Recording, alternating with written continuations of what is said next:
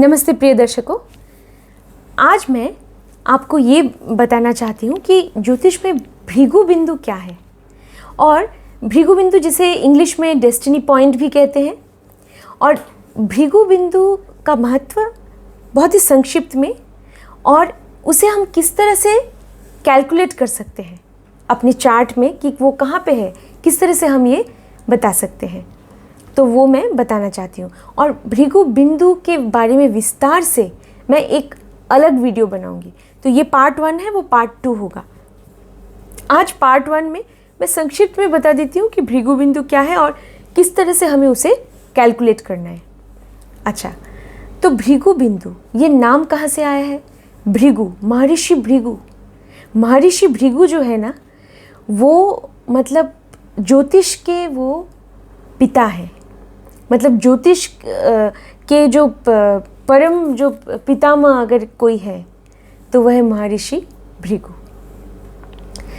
उन्होंने ही ज्योतिष विद्या की शुरुआत की थी। अच्छा, बिंदु, बिंदु का मतलब है कोई एक पर्टिकुलर पॉइंट। बिंदु कोई एक केंद्र, मतलब केंद्र भी कह सकते हैं, केंद्र बिंदु जैसा, तो उसे कहते हैं डेस्टिनी पॉइंट। तो मतलब वो जो बिंदु है ना, वो हमारा जैसे वो हमारे प्रारब्ध से जुड़ा है। डेस्टिनी प्रारब्ध है। प्रारब्ध क्या है दोस्तों? मतलब हमारा जन्म किस लिए हुआ है।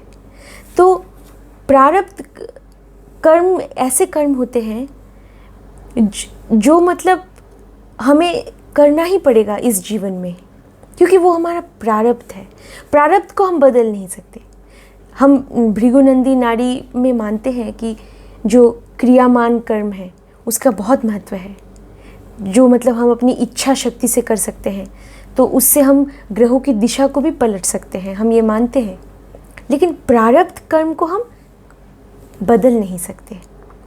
तो ये जो बिंदु है ये हमें हमारे प्रारब्ध के बारे में कुछ इशारा देती है। मतलब हमारा प्रारब्ध जो है वो किस तरह के कर्म के साथ जुड़ा हुआ है, वो कौन से भाव से जुड़ा हुआ है। और वो जो बिंदु है, वो जो एक कोई भी, वो तो किसी डिग्री में होगी वो बिंदु, तो उस बिंदु में कौन सी राशि है, कौन सा नक्षत्र है, वो अगर पता चल जाए वो कौन से भाव में है, तो हमें ये भी पता चल जाएगा कि हमें क्या करना चाहिए। शायद उसी के लिए हमारा जन्म हुआ था। तो इस बात के बारे में पता लगाने में, जानकारी प्राप्त करने में हमें आसानी होगी। अच्छा, तो ये संक्षिप्त में मैंने बताया। राहु क्या है? राहु ग्रह जो है ना, वो हमारे जो अधूरी जो इच्छाएं रह गई थी हमारे पूर्व जन्म में, उनको भी वो दर्शाते हैं। इसलिए ऐसा कहा जाता है कि राहु ग्रह जिस भी भाव में बैठते हैं ना, तो उस भाव से जुड़े हुए कर्म इस जीवन में हमें करने होंगे। और चंद्रमा, नाड़ी ज्योतिष में हम ये भी मानते हैं कि चंद्रमा भी पूर्व जन्म के बारे में, चंद्रमा के पास भी बहुत मतलब सारा क्या बोल सकते हैं इसे, चंद्रमा के पास बहुत सारे इम्प्रेशंस रहते हैं। हमारे पूर्व जन्म में जो भी हम करना चाहते थे या हम जो कर चुके हैं वो केतु दिखाते हैं, और जो करना चाहते हैं वो राहु दिखाते हैं। वो दो जैसे विपरीत होते हैं ना, राहु और केतु। जैसे ये जो जन्म कुंडली है, यहाँ आप देख रहे हैं कि चंद्रमा चौथे भाव में है। इसको हम लग्न मानेंगे, ये लग्न है जातक का। चंद्रमा चौथे भाव में है, राहु दशम भाव में है। तो इसका मतलब केतु चंद्रमा के साथ ही होंगे, तो वो लोग दोनों एक दूसरे से विपरीत होते हैं। तो चंद्रमा के साथ राहु केतु का बहुत गहरा संबंध है। चंद्रमा के बिना उनका अस्तित्व नहीं है। हाँ, इसलिए इंग्लिश में कहा जाता है ना, north node of the moon वो है राहु, और south node of the moon है केतु। हम उसके साथ जोड़ते हैं। चंद्रमा चौथे भाव में है, राहु 10वें भाव में है।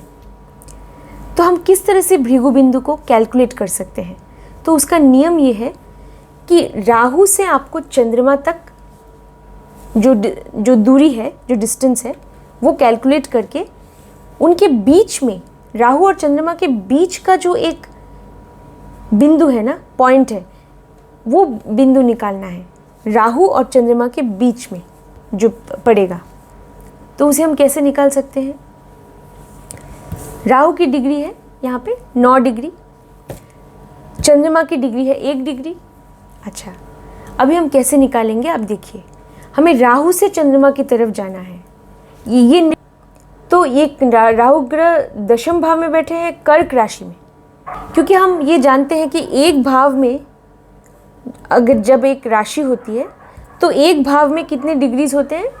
30 डिग्री होते हैं एक भाव में। तो राहु ग्रह 9 डिग्री पे है कर्क राशि में, तो कितनी डिग्रियां बाकी है कर्क राशि में? 30 डिग्री माइनस 9 डिग्री 21 डिग्री। तो यहाँ पे मैंने 21 डिग्री लिखा है। फिर ये जो 11वां भाव है, यहाँ पे भी 30 डिग्री है, उसे भी जोड़ दीजिए। 12वां भाव 30 डिग्री वापस, उसे भी आप जोड़ दीजिए। प्रथम भाव की 30 डिग्री, वो भी जोड़ दीजिए।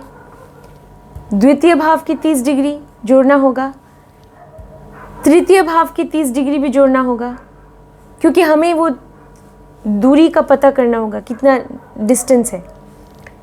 यहाँ तक हमने जोड़ दिया।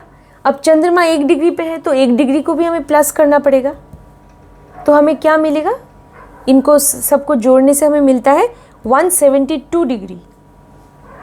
ठीक है, अब इसे हमें 2 से डिवाइड करना है, भाग करना पड़ेगा। क्यों? क्योंकि हमें वो सेंटर निकालना है ना, ये जो डिस्टेंस है इसका आधा कितना होगा वो निकालना है। तो 2 से हम इसे डिवाइड करेंगे तो क्या आता है? 86 डिग्री आता है। तो अभी हमें देखना है कि राहु ग्रह से 86 डिग्री कहाँ पड़ेगा। मतलब राहु ग्रह से अगर हम यहाँ से कैलकुलेट करेंगे तो 86 डिग्री कौन से भाव में या कौन सी राशि में 86 डिग्री एग्जैक्टली बैठेगा, वो हमें देखना पड़ेगा। तो कैसे हम देखेंगे? बहुत ही आसान है। राहु ग्रह 9 डिग्री पे है तो यहाँ से आप कैलकुलेट करते जाइए। 21 डिग्री यहाँ बाकी है, 21 डिग्री यहाँ 30 डिग्री कितने हो गए? 51 डिग्री। 21 और 30 51 डिग्रीज हो गए। फिर 30 प्लस कर दीजिए, 81 हो गया। अब कितना बचा? 86 माइनस 81, 5 डिग्रीज बचे। तो वो 5 डिग्रीज इधर आ जाएंगे तुला राशि में। तो इसका मतलब भृगु बिंदु जो है वो तुला राशि के 5 डिग्रीज पे है, मतलब तुला राशि के 5 डिग्री पे भृगु बिंदु है।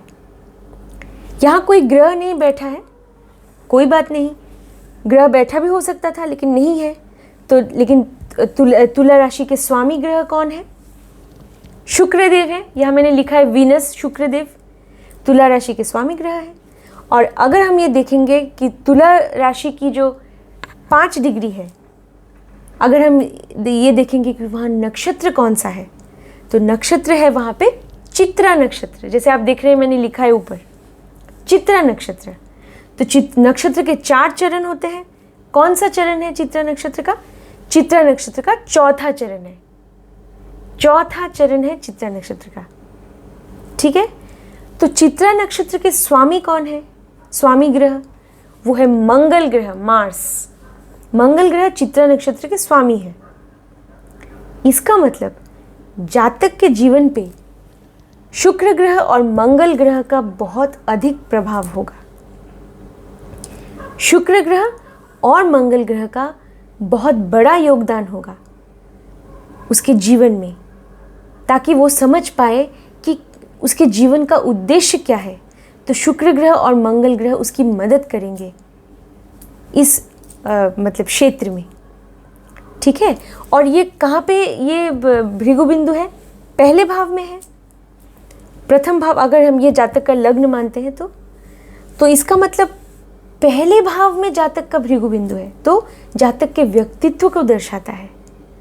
तो जातक को ये पता करना पड़ेगा कि उसका सही व्यक्तित्व क्या होना चाहिए। शायद जातक भटक रहा था, शायद या भटक रहा है। वो अपनी जो ये हम कहते हैं ना स्वयं का भाव है, हमारे अस्तित्व का भी भाव है, ये कह सकते हैं। हमारा मन, सोच, विचारधारा, शरीर, स्वास्थ्य, पूरा व्यक्तित्व, हमारा जीवन, ये प्रथम भाव दर्शाता है। तो इसका मतलब कहीं ना कहीं जातक को इस जीवन में, जातक का यही प्रारब्ध कर्म है कि उसे अपने आप को, अपने स्वयं को पहचानना है। तो ये भी हम कह सकते हैं कि यही उसका प्रारब्ध है। प्रारब्ध कर्म भी यही है कि उसे अपने स्वयं को शायद वो अपने आप को शायद पहचानता नहीं, उसमें क्या क्षमता है, शायद वो उससे परिचित नहीं है, और शायद वो इसीलिए अज्ञान के अंधेरे में शायद भटक रहा है। तो उसके लिए उसे क्या करना चाहिए? अभी उसे एक क्लू या हिंट, आप जो भी कह लीजिए, अभी उसे एक सूत्र के बारे में पता चल गया कि उसे शुक्र ग्रह और मंगल ग्रह उसकी मदद करने वाले हैं।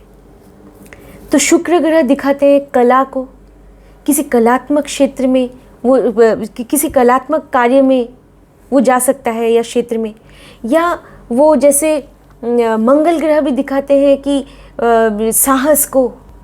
तो मंगल ग्रह से जुड़े हुए जो भी हम देखते हैं प्रोफेशन या करियर, तो उसे भी जातक अपना सकता है। या मंगल ग्रह और शुक्र ग्रह दोनों की मदद से अभी उसे ये पता करना होगा कि उसके जीवन का उद्देश्य क्या है। तो उसके बारे में हमें और बेहतर पता चलने वाला है अगर हम चित्रा नक्षत्र क्या है ये बात समझ लें। तो ये मैं अगले वीडियो में आपको बताऊंगी कि चित्रा नक्षत्र क्या है और नक्षत्र से जातक कैसे पता कर सकता है कि उसके जीवन का प्रारब्ध क्या है, डेस्टिनी क्या है, वो भी भृगु बिंदु की मदद से। तो प्रिय दर्शकों, आप मेरे चैनल को सब्सक्राइब कीजिएगा और इस वीडियो को